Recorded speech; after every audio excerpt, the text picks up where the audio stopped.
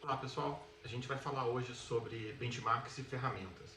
Esse é o primeiro conteúdo que a gente tem nessa disciplina e eu gostaria de começar falando sobre um pouco do universo que tem ao nosso redor e o motivo que a gente está trabalhando aqui. A gente sempre está falando, essa disciplina é sobre arquitetura de computadores. Por que eu vou começar falando, ao invés de falar de processador, vou começar a falar sobre benchmark e ferramenta?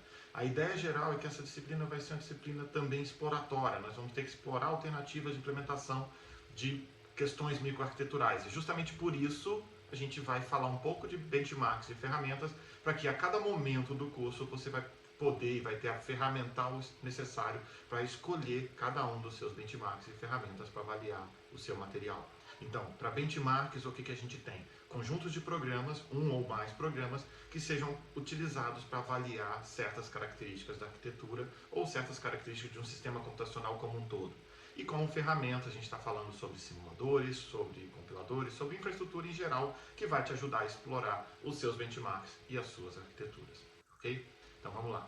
A gente queria começar falando primeiro então o que é um benchmark. Eu já dei a ideia geral, ele vai ser um conjunto de um ou mais programas. Então você vai encontrar muita palavra benchmark ou benchmarks, quer dizer, um conjunto de benchmarks. O que significa isso? É um pacotinho de programas, múltiplos programas, e a gente precisa tentar falar um pouquinho que esse programa tem que ter um pouco mais de regra, quer dizer, você tem que saber como executar. Não adianta eu falar que o meu benchmark é um compilador, por exemplo, o GCC, se eu não falar com que linha de comando eu vou ter que rodar e com qual entrada. Por quê? Porque é uma característica muito importante do benchmark você ser capaz de reproduzir o resultado. Se você não especifica corretamente o benchmark, como que você vai ser capaz de posteriormente permitir que outra pessoa execute exatamente o mesmo resultado que o seu ou explore exatamente o mesmo resultado que o seu? Então a gente precisa das respectivas entradas, precisa dos parâmetros de execução. E eles vão ser utilizados para calcular o desempenho de uma arquitetura, o desempenho de uma infraestrutura, o consumo de energia, corretude. É interessante também que você pode ter um benchmark para tentar explorar a corretude. O que significa isso? Eu quero que esse programa aqui execute e estresse múltiplas características da minha arquitetura, múltiplas características do meu sistema, e se tudo correr bem, ele vai falar um ok. Caso contrário, ele fala, ó, não deu certo, a gente vai ter que fazer de outro jeito. Tá? Então o benchmark tem múltiplas funcionalidades, a gente falou algumas delas aqui, e tem algo que é extremamente importante a se falar. A gente tem que garantir que ele seja executado continuamente, que ele seja executado para agora, que ele seja executado para amanhã e que ele seja executado durante todo o seu experimento. E aí a gente vai separar benchmarks em duas características, normalmente em duas categorias. Certo? A primeira forma da gente tentar separar os benchmarks é trabalhar com benchmarks que são chamados de sintéticos e benchmarks que são chamados benchmarks reais. Qual a diferença entre os dois? Vou começar falando do benchmarks reais. Um benchmark é chamado benchmark real quando você pega algum programa que alguém usa na vida real, alguém está usando aquele programa, você usa aquele programa para medir alguma coisa. Você vai ter, obviamente, que especificar as entradas, você vai ter, obviamente, que especificar os parâmetros de execução, mas você sabe exatamente que aquele programa ele tem uma utilidade para alguém. E por que isso é importante? Isso é importante porque se você fizer um computador que roda esse benchmark mais rápido, você consegue beneficiar esse alguém que usa esse programa. Então, um benchmark real, baseado em programas reais, ele serve para poder causar impactos maiores na vida das pessoas. Porque se eu fizer alguma coisa para ele, eu consigo garantido que essa alguma coisa melhora a vida dos outros. Tá? E aí você pode pensar num conjunto de benchmarks, um conjunto de programas reais que pegam características de múltiplas pessoas, programas de que múltiplas pessoas usam e montar o que a gente chama de um conjunto de benchmarks. A gente vai ver um pouco isso daqui a pouco, tá bom? E, por outro lado, a gente tem o que a gente chama de benchmark sintético. O que significa um benchmark sintético? A gente vai lá e olha para os programas das pessoas, olha para as características que nós queremos medir e vamos lá e criamos um programa totalmente sintético que faz só aquele pedaço que é o mais importante. Por exemplo, eu tenho um programa que vai calcular um mundo de equações e lá no meio tem a multiplicação de matriz. Eu viro e falo, poxa, essa multiplicação de matriz aqui é relevante para mim, eu vou fazer um programa que só tem a multiplicação de matriz e vou usar esse programa como meu benchmark. E às vezes você pode pegar um pedaço de um programa, um pedaço de outro, um pedaço de outro e colocar e montar seu benchmark como um único programa que tem pedacinhos de múltiplos outros. Qual a vantagem desse cenário?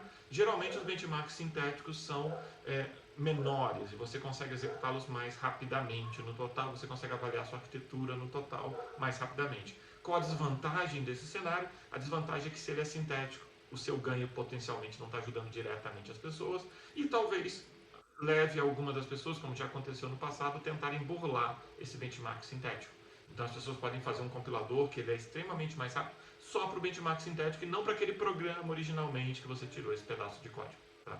Então, por isso que a gente normalmente prefere benchmarks reais, mas a gente usa benchmarks sintéticos muitas das vezes no início do processo de exploração, justamente por essa praticidade, que muitas das vezes eles são pequenos, muitas das vezes são fáceis de entender, muitas das vezes vão direto ao assunto. Ok?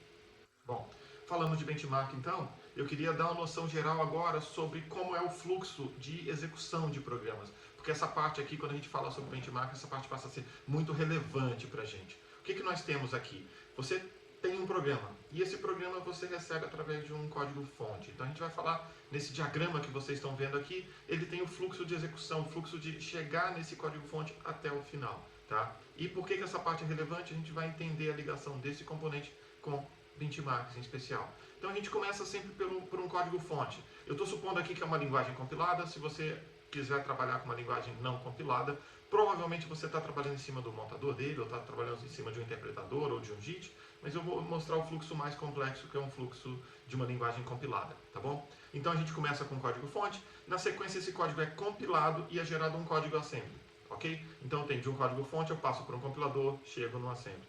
Esse programa em assembly, esse código em assembly, ele passa por um montador. Na sequência a gente vai gerar então um código objeto. E esse código objeto, junto com as bibliotecas estáticas, a gente vai levar para um ligador que vai montar o código executável usando como entrada as bibliotecas dinâmicas que nós temos e, obviamente, o nosso executável sendo gerado como saída. O que significa? Na realidade ali, olha, você vai ver que o ligador ele pega o código objeto, as bibliotecas estáticas e gera um executável. Mas na hora de executar esse programa, eu preciso das bibliotecas dinâmicas, tá? E aí entram algumas características interessantes, a gente vai tentar pontuar aqui. Você está rodando um determinado programa, um determinado benchmark, e esse benchmark foi rodado num certo computador, ele tem algumas bibliotecas dinâmicas ali. Você de repente roda em outro sistema e está rodando em cima de outras bibliotecas dinâmicas. Então, outras versões, ou versões mais novas, mais antigas, mais rápidas, compiladas com parâmetros diferentes. Então, uma característica muito importante dos seus benchmarks, na hora de gerá-los, é tentar garantir que eles tenham menos dependências externas ou que o grande parte do código deles seja o que está dentro do executável, quer dizer, tudo que você forneceu, principalmente como seu código-fonte aqui, tá bom? Há casos interessantes, super interessantes de avaliação, onde você troca a biblioteca, por exemplo, malloc de um programa na hora da compilação e o benchmark roda muito mais rápido ou muito mais devagar. Quer dizer, você precisa tentar encontrar um cenário que você não seja tão dependente de bibliotecas externas. Ou trabalhar para ligá-las ao seu código, de forma que você garanta que todas as vezes que ele for rodar no seu computador ou no do próximo, ele esteja com características parecidas, tá? Tendo um programa, você precisa especificar uma entrada e ele vai gerar uma saída. E como resultado, você quer que esse resultado seja igual, certo? Que o resultado dele continuamente seja igual. Então você vai pegar ali uma informação de entrada que é a saída correta e vai querer comparar esse resultado. Então você tem a saída gerada nesse momento e uma saída esperada. Essa saída esperada deveria ser igual à sua saída gerada aqui no momento. Por que isso é importante? Porque você quer garantir que o seu programa rodou corretamente. Não adianta ele rodar muito mais rápido e gerar uma saída errada. Eu gosto muito de falar que toda vez que você pensa num programa e está preocupado tanto com desempenho e não com corretude, o programa vazio é a solução para você. Ele vai rodar muito mais rápido para você e vai dar errado do mesmo jeito. Então, essa é uma coisa importante para você lembrar. Preocupe-se primeiro com corretude, depois com desempenho, tá bom? Bom, a gente falou até esse pedaço aqui e eu queria chamar a atenção de alguns pontos importantes. Se você estiver testando o seu compilador, o que você faz? Pega aquela caixinha do compilador ali, troca por um compilador novo e quer que a sua saída lá no final ou o seu assembly sejam gerados compatíveis com o correto. Então você pode usar esse fluxo aqui para testar cada um dos pedaços. Eu quero testar, por exemplo, a gente quando faz exercícios de programação quer testar se o código-fonte da pessoa está correto. A gente bota o código-fonte passando por esse fluxo, pega uma entrada, gera uma saída e bota o código-fonte correto, passando pelo mesmo fluxo, pega a entrada, pega a saída e com as duas saídas checa se elas são iguais. Se elas forem iguais, significa que o novo programa-fonte é igual ao anterior. Tá? É equivalente ao anterior, gera resultados compatíveis. E para cada pedaço que você vai trabalhar, para cada pedaço que você vai desenvolver, estou desenvolvendo um ligador. Ok, você quer garantir que esse fluxo com o novo ligador gere uma saída correta. Okay? Esse é o ponto importante para você. Pensar nesse fluxo como qualquer uma dessas peças poderiam ser trocadas e se elas fossem trocadas, você ainda assim quer ter um resultado correto, tá bom? Então a corretude aqui é o nosso ponto-chave. Garantindo a corretude, eu garanti que a substituição que eu fiz funcionou corretamente. Bom, o que impacta então do ponto de vista de arquitetura? O que nós temos aqui do ponto de vista da nossa arquitetura do processadores agora? Nós temos então, um processador ele pode ter múltiplos cores. Se eu tiver mais cores ou menos cores, eu posso afetar meu desempenho. Um processador pode ter múltiplas frequências, então se eu tiver frequência maior ou menor, eu posso vir a afetar o desempenho.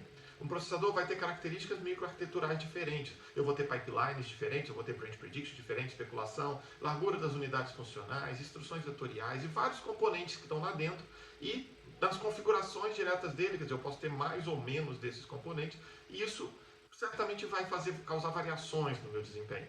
Então, quando a gente começa a falar isso, a gente tem que apontar, eu estou avaliando esse benchmark neste hardware aqui específico. Se você não falar isso, você não consegue reproduzir seu resultado. Se você quiser explorar um pedaço desse, lembrando, eu posso trocar o processador e rodar aquele fluxo do slide anterior inteiro e ainda assim eu deveria ter o resultado correto se o meu processador estiver correto agora. Afinal, foi a única coisa que eu mudei, ok? Nós também temos todas as características relacionadas com memória, desde a hierarquia da memória inteira, caches maiores, menores, múltiplos níveis de cache, barramento de interligação entre a memória e a cache principal, tamanho de blocos, sistemas de memória virtual. Cada um desses componentes vai certamente mudar o meu desempenho para melhor ou para pior e a gente vai precisar dar uma olhada um pouco nele. Então esse é o ponto que a gente está querendo olhar nessa disciplina. Além disso, nós temos entrada e saída, eu tenho discos, eu tenho SSD, eu tenho rede, e se o meu sistema utiliza esses componentes, o desempenho deles vai afetar meu desempenho real. Nessa disciplina a gente não vai falar tanto sobre entrada e saída, mas todos os componentes que estão aqui acima a gente vai falar um pouquinho sobre eles, ok? Bom, já que a gente já falou sobre esses itens principais, vamos falar um pouquinho sobre benchmarks. Eu elenquei um lote de benchmarks aqui para você, eu acho que serve de referência quando você precisar de benchmarks, buscar alguns desses, e eles continuam surgindo de tempos em tempos, as pessoas criam novos benchmarks. Eu destaquei 3 aqui para vocês, porque eles vão ter utilidade para a gente agora nessa disciplina, mas fique em mente que existem outros que são relevantes para você. Então, a gente vai usar o AC Stone para poder avaliar o simulador que vocês vão fazer no projeto 1. Qual é a ideia? Eu quero que vocês rodem o simulador, o AC Stone no seu simulador, e isso aí vai ser a característica, a métrica que eu quero para garantir que o seu sistema esteja rodando corretamente. Nós temos o SPEC, versão 2006 e 2017, que a gente vai usar nos experimentos de vocês, e nós temos o PASEC, que é um outro benchmark paralelo. Eu gosto bastante do PASEC por causa do formato dele e o modo de execução. Ele é um benchmark muito bem documentado e muito bem trabalhado. Então, sempre que possível, dá uma olhada. Se você quer se inspirar em fazer um benchmark legal, inspire-se no PASEC. Ele tem múltiplas configurações e várias questões interessantes e tenta manter isso o mais simples possível. Nem sempre você vai ser o mais simples possível, mas tente mantê-lo o mais simples possível. Tem alguns benchmarks que são interessantes pelas suas características de formato, por exemplo, o Single Source Benchmark, você quer um benchmark que caiba no único código-fonte. Qual a vantagem disso? Às vezes você está com uma infraestrutura de compilação muito simples e é melhor que você trabalhe com um único código-fonte, certo? Nós temos alguns benchmarks como o Mantevo, como o MediaBench, MiBench, MineBench, que eles são razoavelmente antigos e eles aí, no caso, não têm tanto desempenho atualmente, não vão servir muito bem para medir desempenho, mas eles são razoavelmente complexos e você pode testar um simulador no início de vida com benchmarks menorzinhos. Nós temos ali, por exemplo, o Rodinia, ele tem uma característica interessante que ele tem múltiplas implementações do mesmo programa, e são programas paralelos. Então você tem uma versão sequencial dele, uma versão para GPU, uma versão para OpenMP, uma versão para OpenCL, e com isso você consegue comparar múltiplos sistemas rodando exatamente o mesmo programa feito pelo mesmo grupo de autores. E existem outros benchmarks, obviamente, justamente a grande existência de benchmark nos ajuda a escolher melhor o que a gente quer em cada um dos momentos. Tá?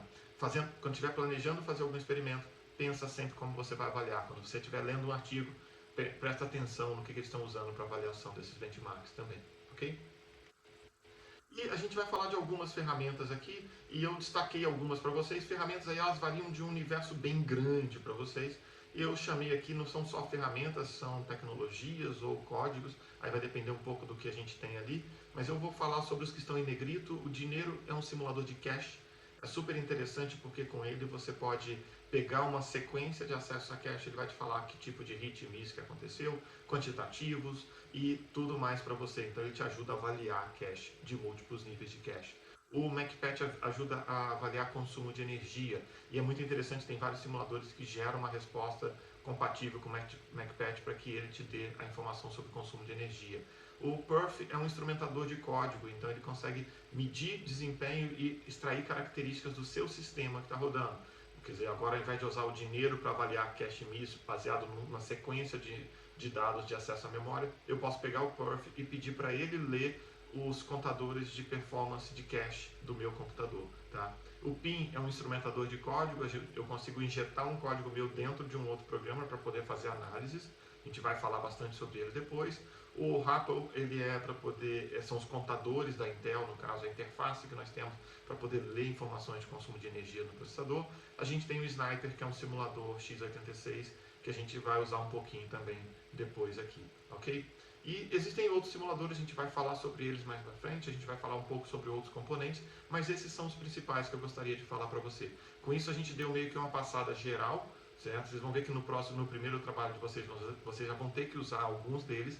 Eu não vou detalhar tanto esses componentes todos agora, eu vou falar um pouco sobre alguns deles à medida que for entrando no curso. A gente faz um vídeo específico sobre cada um necessário mais para frente. Para esse momento aqui, eu acho que o importante é vocês terem uma ideia que existe uma grande diversidade de ferramentas disponíveis e com isso vocês podem trabalhar e podem pensar em escolher melhor a ferramenta que você quer. Uma característica super importante dessas ferramentas é que na hora que você escolhe, na hora que você se acostuma com ela, é importante você tentar se manter com ela mais tempo, mas também não ficar para o resto da vida, uma vez que ela pode ficar defasada. Então pense no momento e no ciclo de vida de cada uma dessas ferramentas que vocês vão trabalhar. Ok, pessoal? Com isso, a gente encerra esse vídeo aqui de hoje. Eu espero que a gente continue na próxima aula. Muito obrigado para todos vocês.